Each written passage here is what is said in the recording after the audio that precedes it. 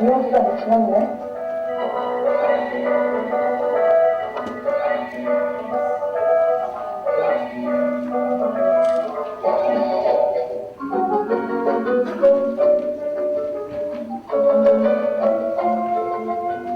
상담 후 사용 불가능한 폐의약품은 약국이나 보건소 수거함에 분리수거할 수 있습니다.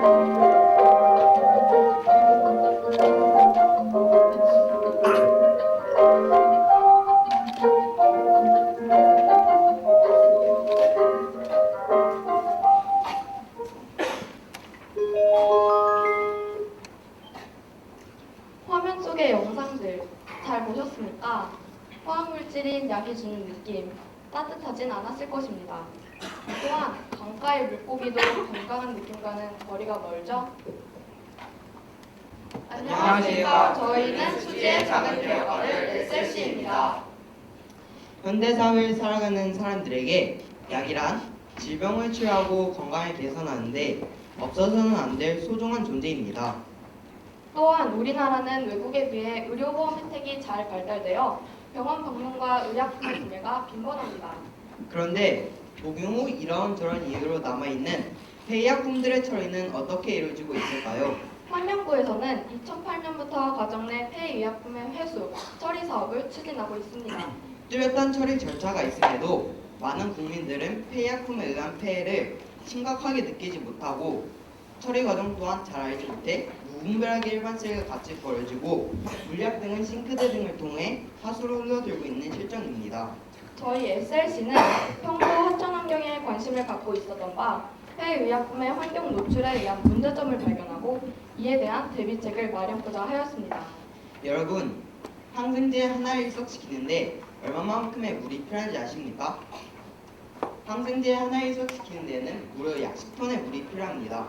복잡한 구조를 지닌 화학약품인 의약품이 환경에 노출되었을 때에는 보건적, 경제적, 환경적 측면에서 여러 가지 문제를 야기합니다. 이 문제들 중 저희는 환경적 측면에 집중해 보겠습니다. 최근 한강을 비롯한 우리나라 4대강 하천에서 항생제가 과다 검출되고 있다는 보도는 이미 오래전 이야기입니다. 또한 여성 호르몬 문제인 에스트로겐이 강으로 흘러들어 강에 살던 수컷 물고기가 없어졌다는 묻지 못할 사실도 있습니다. 항생제는 항생제 내성 세균의 진화를 가질 수 있습니다. 내성 세균의 진화란 차후 세균 및 바이러스에 감염되거나 수수 및 회복에 방해가 되는 무서운 현상입니다. 무분별하게 버려진 항생제는 토양에 스며들어 우리의 먹거리에 영향을 끼치기도 하고 비가 오면 하천이나 지하수로 흘러들어 강의 생태계는 물론이고 우리의 식수에까지 영향을 미칩니다. 이는 우리가 의도하지도 않고 인지하지도 못하는 사이에 우리 몸속에 항생 물질이 쌓이는 결과를 초래합니다. 이는 의약품이 주는 큰 이로움 때문에 의약품이 주는 환경 위해성을 지나쳐서는 안 되는 이유입니다.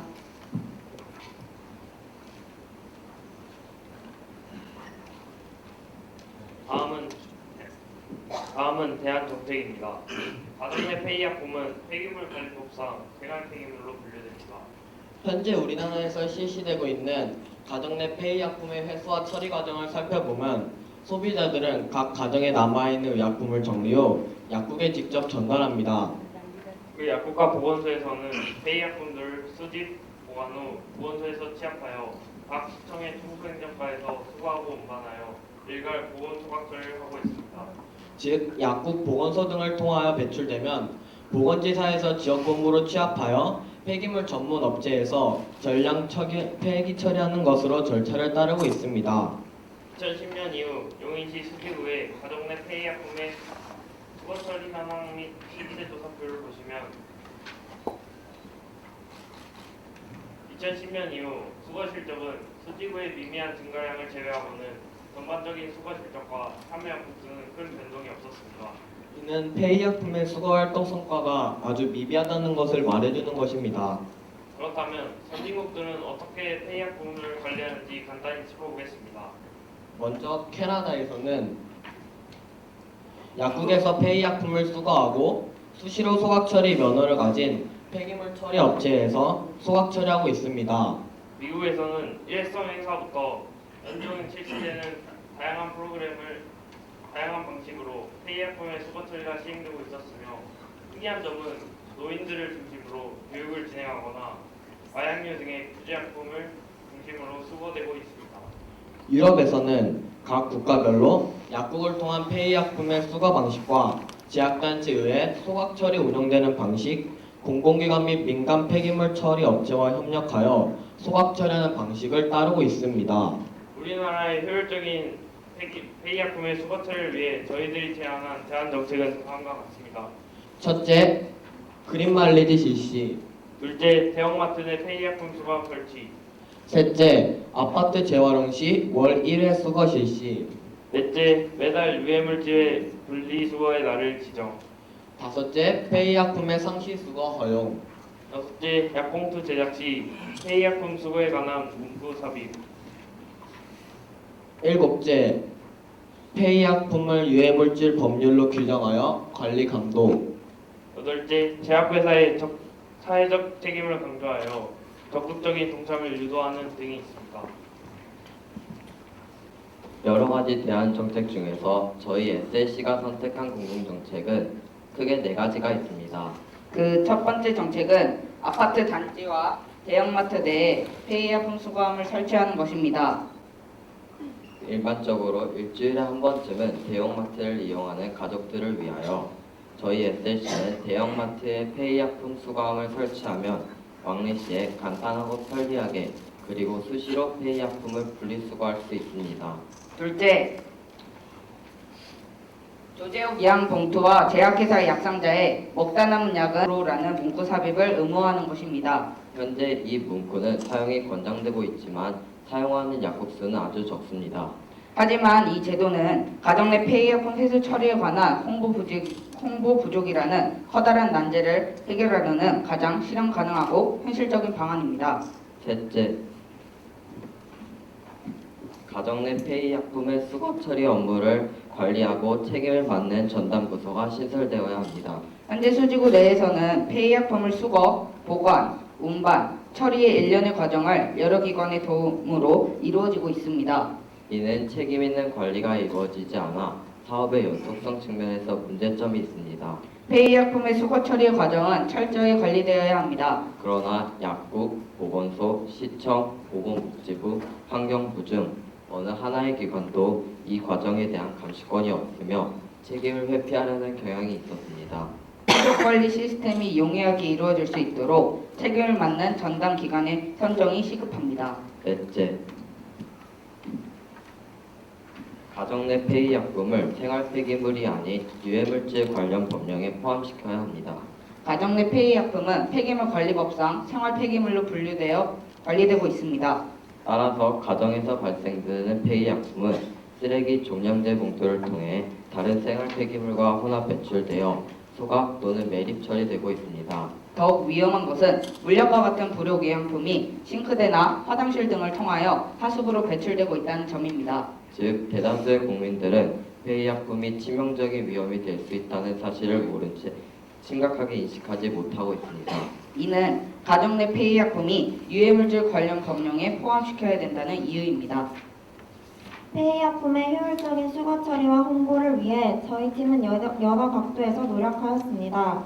먼저 폐기약품을 약국에서 분리수거하고 있다는 사실조차 모르는 많은 수지 시민들에게 폐기약품의 올바른 처리 방법과 위험성을 알리고 현 상황을 파악하는 설문조사와 서명운동을 실시하고 거리 홍보 운동을 하였습니다. 또한 홍보활동 후 폐기약품의 수거 현황을 알아보기 위해 저희 SLC는 상록 7단지 아파트에 분리수거함을 설치하고 단지 내 방송과 폐기약품의 수거 불리한 배출에 관한 전단지 홍보를 한 후 폐기약품을 수거하였습니다. 1차 수거는 7월 16일에서 8월 6일에 이루어졌으며 수거량은 약 12kg이었습니다. 수거 당시 폐기약품에선 심한 악취와 부패된 약도 있었습니다. 우린 이 약품들을 분리한 후 수지보건소에 직접 전달하였습니다. 2차와 3차 폐기약품 수거는 8월 6일에서 9월 2일에 실시하였으며 수거된 양은 약 21kg이었습니다. 이때 수거된 약은 수지 관내 약국과 보건소에 시범 분산 전달하였습니다. 우리의 활동이 알리는 내용이 용인신문, 용인시민신문, 용인일보에 신문 기사로 보도되었습니다. 홍보활동 외에도 기관 및 관공서와의 협조를 통해 수거 방안을 찾도록 노력했습니다. 먼저 용인시 약사회에 복용 후 남은 약은 동네 약국으로 라는 문구를 삽입하도록 협조를 구했고 긍정적인 반응을 얻었습니다. 제약회사에 위와 같은 설문지를 보내어 제약회사의 적극적인 참여를 유도했고 녹십자에서 한국제약협회에 건의하겠다고 하였습니다. 수지구와 서인구 보건소, 용인시청 등에 우리의 의견과 협조를 구하는 메일과 공문서를 보냈습니다. 그 결과 9월 2일 공청회가 개최되었습니다. 이은규 용인시 위원님께서는 통교청 이동 소개 아파트 5개 단지로 폐의약품 수거 시범 사업을 확대시킬 것을 약속하셨고, 윤주아 수지구 보건소장님께서는 처방약 봉투에 복용 후 남은 약은 동네 약국으로 라는 문구 삽입을 의무하겠다는 적극적인 협조를 얻었습니다. 용인시청 청소행정과 조윤희 재활용 팀장님은 폐의약품 수거와 홍보 캠페인에 적극 협조를 약속하셨고, 용인시청 산업환경국 이기조 환경과장님은 그린 마일리지 현실화를 위해 적극 검토하겠다고 하셨습니다. 의약품은 화학 구조가 복잡한 위험 물질이고 환경적인 측면에서는 화학 물질의 일종이므로 오염 물질입니다. 그럼에도 불구하고 그 위험성을 인식하지 못하여 처리 절차에 대한 뚜렷한 법제화가 이루어지지 않고 계몽 운동 또한 적절히 진행되지 않고 있습니다. 그 문제점을 해결해 보고자 저희 SLC는 수지 지역을 기반으로 대안 정책을 실천해 가려 노력했습니다. 초창기에 팀을 이루어 활동할 때에 폐의약품에 관한 특정 관련 부서가 일원화되지 않아 정보를 수집하는 과정에서 많은 어려움을 겪었고 각 부서마다 책임을 전가한다는 느낌을 받았습니다. 그러나 계속된 노력으로 약 봉투에 폐의약품 처리 안내에 관한 표기 의무화를 책임자로부터 약속받았고 수지구 풍덕천 이동 아파트 5개 단지를 시범마을로 선정하여 폐의약품 수거함을 설치하고 수거하기로 하였습니다. 이번 활동을 통해 우리가 사회정책에 관심을 가지고 적극적으로 실천한다면 좀 더 나은 사회정책이 실현될 수 있다는 희망을 보았습니다. 미군이 하수구에 몰래 버린 화학물질로 인해 한강에 변종 괴물이 출몰한다는 영화 괴물의 황당한 설정이 현실이 되지 않도록 우리는 다양한 방법으로 끊임없이 노력할 것입니다. 다음으로 저희가 개사한 산토끼 노래를 함께 불러보도록 하겠습니다. 시작. 먹고 난 약들은 어떻게 할까요? 차곡차곡 모아서 바꾸게 쓰지요. 감사합니다. 네, 마지막 공연까지 잘 오셨습니다. 바로 심사위원 질의응답 진행하도록 하겠습니다. 네, 수고 많으셨습니다. 우리 학생들이 발표한 것에 대해 저도 적극적으로 동감합니다. 근데 이제 심사위원들이 질문하면은 어떨 때는 이제 꼬투리 잡는 것도 같고, 그 귀찮은 그런 것까지 물어보냐 이러는데, 그 이제 재치 있게 그 물어볼 때 그것을 이용해 갖고선 자기네가 열심히 활동했다는 거, 주체적으로 했다는 것을 잘 설명하면 됩니다. 그게 이제 기회로 다 잡아야 됩니다. 네, 그럼 이제 질문 드리겠습니다. 우리 전기법 학생한테 물어보겠습니다. 다른 팀하고 달리 SLC 팀은 이제 여러 학교를 되었나 본데 그 팀이 어떻게 됐는지 또 그 어떤 활동하는지 그거 이제 설명 부탁드립니다. 꼭 하나고요. 그다음에 이제 김보담 학생한테 물어봅니다. 네, 여기 이제 발표문 보면은 이 약품 때문에 생태계가 교란되고 항생제 내성균이 형성된다 이런 얘기 있는데, 제가 알기로는 이제 항생제 내성균이 되는 거는 사람이 너무 많이 과잉 투약했기 때문에 되는 걸로 생각하는데, 우리가 뭐 폐의약품 예컨대 기껏 대학 가정에 있으면은 100g이나 150g이나 활명도 이렇게 버리는 걸로다가 이렇게 되는 거는 너무 과장된 게 아닌가. 또 아까 맨 마지막에 미군이 버린 화학 물질하고 이 폐의약품은 그 이제 규모의 점에서 비교가 하지 않는 비교될 사항이 아닌데 지나치게 관영되지 않았는가 이렇게 문제 제기한다면 어떻게 대답하시는지 부탁드립니다. 먼저 저희 팀의 구성을 설명하자면 정평중학교도 있고 동백중학교도 있고 이렇게 이음중학교도 있습니다. 그래서 학교들이 달라서 만나기 힘들기도 했지만 그래도 서로 시간을 맞춰서 만나서 많은 활동을 하게 되었습니다. 그리고 항생제 같은 경우가 환경에 노출돼서 내 생명이 훼손된다. 이게 좀 과장된다고 말씀하신 거 맞죠? 저희가 3개월 동안 약을 그냥 5개 던지에서 저희가 수거했을 때는 3개월 동안 21kg라는 적지 않은 양이 수거가 됐는데 그러면 이 약들이 언젠가는 이렇게 환경에 다 배출될 것인데 이게 차곡차곡 쌓이다 보면 충분히 그런 효과를 이뤄낼 수 있을 거라고 생각합니다. 네, 그 7명 학생들은 어떻게 그러면 뭐 미리 알고 계신 사이였어요? 또 초등학교 동창이라든가? 네. 저희는 하늘지기라는 같은 동아리에 들어있는 회원들인데 네. 여기서 특히 더 뜻이 맞아서 이렇게 7명이 이 대회에 출전하게 되었습니다. 무슨 동아리예요?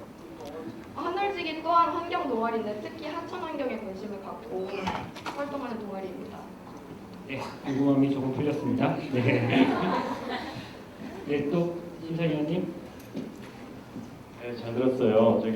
여러분들이 쭉 말씀하신 내용부터 그러니까 대책은 중공정적으로 제안하신 것들이 아파트나 대형마트에 폐의약품 수거함을 좀 설치했으면 좋겠다. 그렇죠? 근데 그 말씀 듣다 보면 그 관리 주체가 어떤 문제다 이렇게 말씀하셨단 말이에요. 자, 그럼 지금 약국에 수거함이 있는데 그 부분도 관리 주체가 좀 모호해. 그래서 실효성이 없어. 근데 사람들은 약국에 가는 것도 귀찮으니까 집에 그냥 쓰레기로 버려. 그러니까 이걸 조금 쉽게 하기 위해서 아파트나 대형마트 내에 폐의약품 수거함을 설치하자. 자, 제가 드리는 질문의 핵심은 뭐냐면, 자, 남지현 학생님 좀 대답해 주실래요? 이런 수거함이 널리 설치되는 것은 좋아요. 근데 이 수거의 관리 책임을 누가 맡는 게 가장 좋겠는지, 네, 그 말씀 한번 해주실래요? 우선은 보건복지부와 환경부가 현재 같이 맡고 있는 상황인데 제 생각으로는 환경부가 맡는 것이 좀 더 적당하다고 생각하는 게 폐의약품은 환경을 해치는 그런 위험 물질이기 때문에 환경부에서 관련하는 게 맞다고 생각합니다.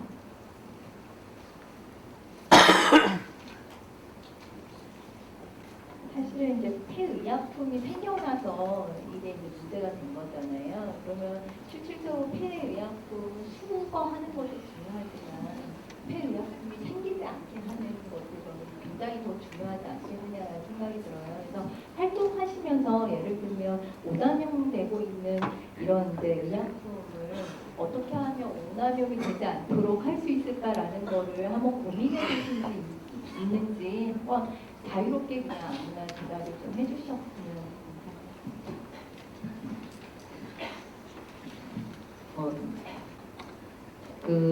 저희도 그거에 대해 한번 생각을 해봤는데요. 약국에서 처방을 받았을 때는 일주일치의 약을 주던가 2주일치의 약을 주던가 해서 이거를 꼭 아침, 점심, 저녁으로 나눠 먹으라 이렇게 당부를 해서 이런 것들에 대해서는 환자가 안 먹지 않을 이상은 폐의약품이 생겨나지 않고요. 또 비타민이나 이런 거에 대해서는 또 개인이 직접 사서 이거를 먹고 하니까 사람들한테 폐의약품은 약국에 가져다 주되 대신에 그 약들은 직접 최대한 폐의약품을 만들지 않도록 노력하자고 그런 홍보나 활동으로 이루어져야 된다고 생각합니다.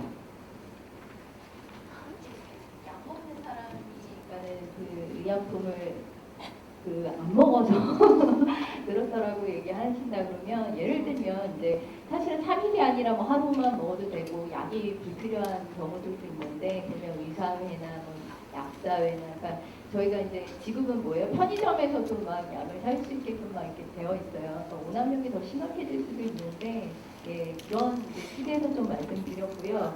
혹시 아까 이제 먹다 남은 약은 가까운 약국으로 이렇게 해서 이제 한다고 그랬는데 저는 사실은 마음에 와닿지가 않더라고요. 거기다 이거 왜 갖다 줘야 되지? 예, 일반 시민들은 그러지 않을까 해서 뭐 제안을 하신다 그러면 좀 와닿게 아까 항생제 하나를 하는데 뭐 10톤의 물 든다 그러면은 이거 약 갖다 줘야겠다 이런 마음이 들거든요. 그래서 조금 와닿는 정책들을 이렇게 같이 제안하시면 참 좋겠다라는 생각이 들었습니다. 네, 질문 겸 또 제안까지 또 해주셔서 네, 감사합니다. 혹시 장내에 계신 학생, 청소년들 중에서 혹시 발표를 드리면 예, 여기 저분 먼저 드릴게요. 아까 전에 질문 안 드렸더니 뒤에서 뭐라고 하시는 거 제가 들었어요. 아, 내가 먼저 들었는데라고. 네. 아, 네, 알겠습니다.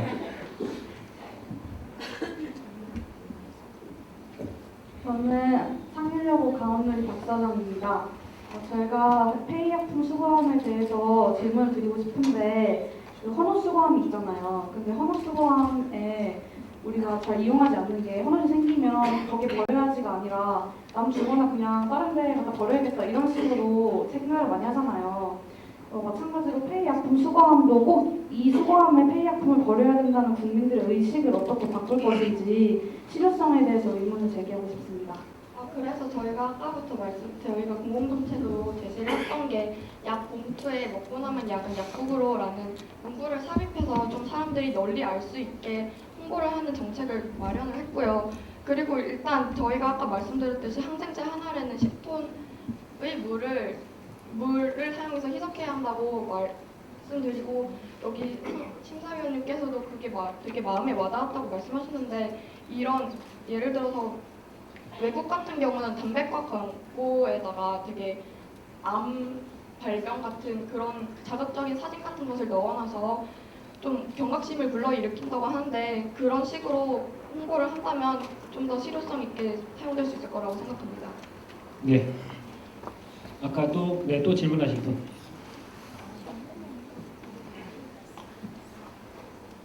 안녕하세요. 인천국제고 마중물팀 권아연입니다. 여기서 원고에 대안정책으로서 그린 마일리지 실시를 한다고 했는데 그린 마일리지 실시함으로써 보상을 해준다고 기입을 해주셨어요. 근데 그 보상에 대한 구체적인 내용이랑 그 내용에 대한 예산은 어떻게 구할 것인지를 말씀을 해주셨으면 좋겠습니다. 저희가 공청회 때 그린 마일리지 실시에 대한 안건을 건의를 해봤는데요. 아무래도 예산 문제가 있다 보니까 어렵다고 하실 텐데 확실히 소모품 같은 데일밴드나 이렇게 살짝 쓸 수 있는 그런 걸로 대체하면은 아무래도 그린 마일리지 실시가 추진될 수 있는 가능성이 높아진다 하셨습니다.